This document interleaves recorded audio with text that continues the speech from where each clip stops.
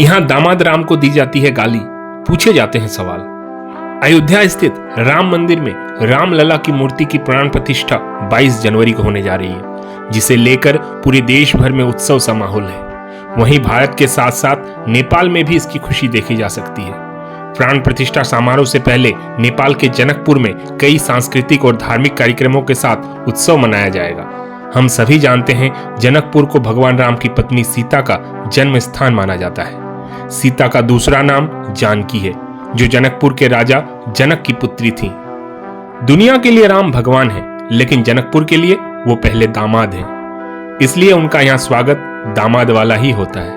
उन्हें यहाँ कभी सालियों की गालियां भी सुननी पड़ी है।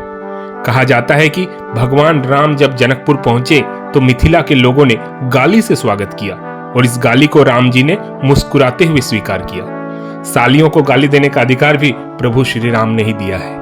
राम मिथिला के दामाद थे। उन्हें लेकर मिथिला वासियों में जितना गर्व का भाव है, उतनी ही अपनी बेटी सीता के दुखों के लिए क्षोभ भी है। इसलिए यह समाज राम से सवाल भी करता है। राम जी से पूछे जनकपुर के नारी, लोगवा देत काहे गारी। मिथिला में यह गाली भगवान राम के लिए गाई जाती है। राम मिथिला के दामाद हैं। मैथिली समाज अपने गीतों और कथाओं में राम को खूब याद करते हैं, मानो राम घर परिवार के हों। शादी ब्याह में राम और सीता के विवाह से जुड़े गीत ही गाए जाते हैं। जितनी रस्में उतनी गीत। इस परंपरा का निर्वाह आज भी हो रहा है। आज भी सीतामढ़ी में विवाह पंचमी के दिन अयोध्या से बारात आती है। सीतामढ़ी में राम के बारातियों का स्वागत भी गालियों से किया जाता है। तोहरा से पूछूं मैं ओ धनुषधारी, एक भाई गोर कहे एक कहे कारी। कई गीत ऐसे हैं जिनमें राम के सांवले रूप पर चुटकी ली गई है। यानी मिथिला की पहली शिकायत इस बात को लेकर है कि उनकी सुंदर सुशील बेटी का विवाह सांवले रंग के एक पुरुष से हुआ।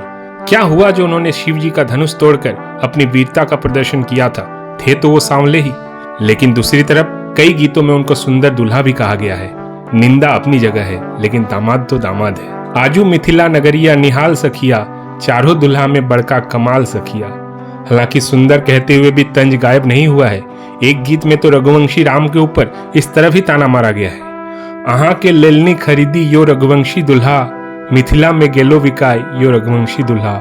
यानी रघुवंश के दुल्हा मिथिला में आकर बिक गए, उनको राजा जनक ने खरीद लिया। मिथिला में दामाद के सम्मान की परंपरा रही है, लेकिन सीता बेटी की विदाई के समय इस गीत में राम के लिए शिकायत का भाव अनायास आ जाता है।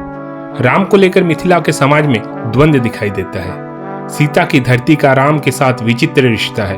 वह हर लड़की के लिए यह कामना की जाती है कि उसका वर राम जैसा प्रतापी हो, लेकिन कोई यह नहीं चाहता कि उनकी बेटी का भाग्य सीता जैसी हो। आज भी मिथिला में पश्चिम दिशा में लड़की का विवाह करना शुभ नहीं माना जाता। सीता पश्चिम में ही ब्याही गई थी और इतने बड़े घर में जाकर भी उसका जीवन कष्टों में ही बीता। जिस दिन सीता का विवाह हुआ उस दिन मिथिला में किसी लड़की का विवाह नहीं किया जाता। सीता की धरती पर लड़कियां अच्छे वर के लिए गौरी पूजा करती है, सीता की नहीं।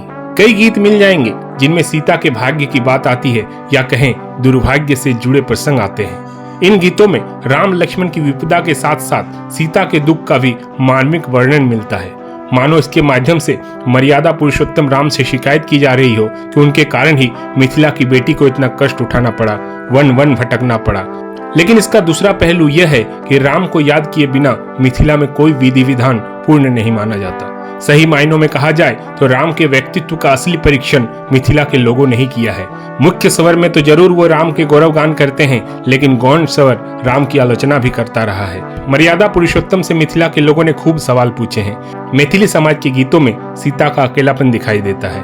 वो अपने से दूर दुख सहती रही, कोई ऐसा नहीं था जिसको अपने हृदय की बात कह पाती। सीता के इस हाल के लिए जिम्मेदार राम ही थे। मिथिला में आज भी कोई जब बहुत दुखी होता है तो कहता है फाटू है धरती, मतलब धरती फट जा।